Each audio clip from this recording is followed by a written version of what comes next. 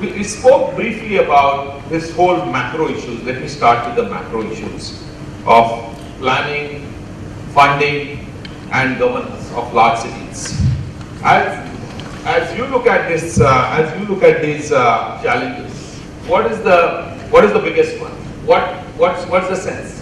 What takes the cake here, Professor Lal? Supposing the real challenge was that you have to achieve something like the quality of life in Vancouver, but at half the carbon footprint. So that's the real challenge. Supposing you were to achieve that in the next 20 years instead of the next 50 years, that's the real challenge.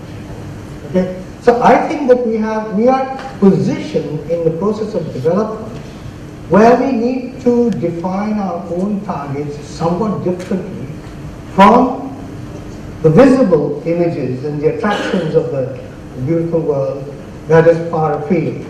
I wish and I hope to see a country filled, India should be filled with cultural animators, and I'm one of them, all right? But what I think on a city level are the greatest challenges we face today is, firstly, we are creating gated cities. We are creating not only gated cities but gated colonies.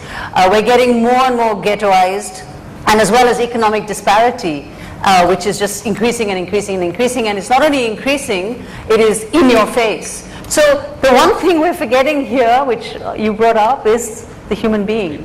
And we got a wonderful presentation of this city and this center, but I would like to know about the people who work here.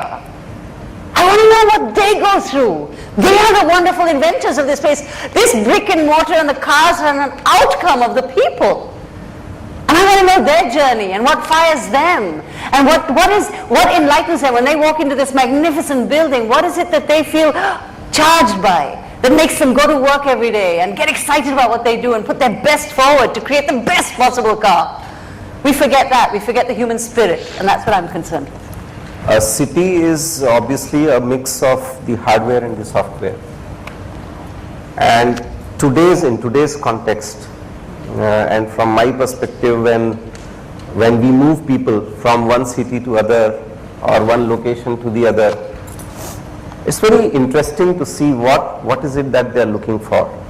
And when you come to quality of life, typically what we would look at is the social infrastructure.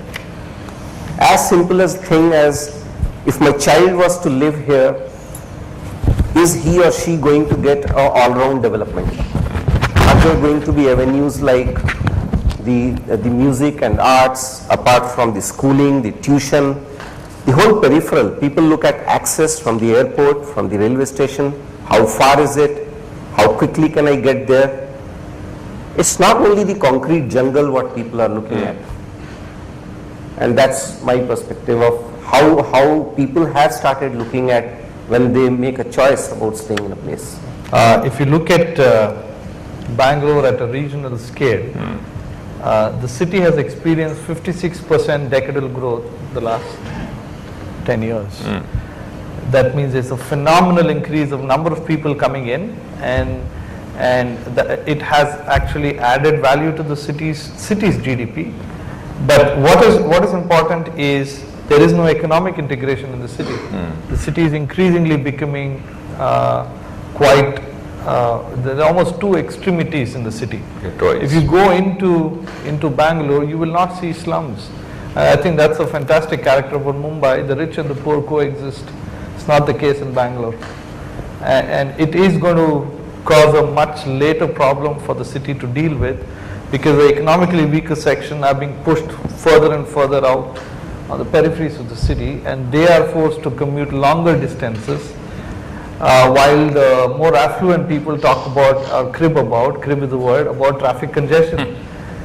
They are in the middle of the city, and that is the disparity that we face in a city where public transportation, 52% of the city's population take the bus, and metropolitan Bangalore is 10 million people, so 5 million people take the bus to work or for whatever reason. So this is really a problem, and as I said, solid waste management, street lighting, watershed management, street design of streets for pedestrians, not for vehicles. I would say that the human spirit has to have space to celebrate and to rejoice and to simply be and to breathe. We're not going to just live in our little clubhouses and in our little homes. We need to be able to go out. So forget about this city, even Bombay, for instance. I want to see a city which has, what do? I create access points so that you can access theatre and the arts easily without having to go miles or have to have a special event or a festival, which are great, but on a day-to-day basis. So if there is a monthly programs that happen, that every month, okay, this park is going to have something that I can go to, that everybody can go to, that every single person in this environment can actually go there. Your villagers who live outside can also go there. The rickshaw driver can also go and watch the most amazing performance or engage in the arts. That you have in a public space, that you have you have to nurture appreciation and discerning. You have to have a discerning audience. So how do you do that? You have to have certain training processes, courses, exposure. You have to plan all these things and allow them, enable them to happen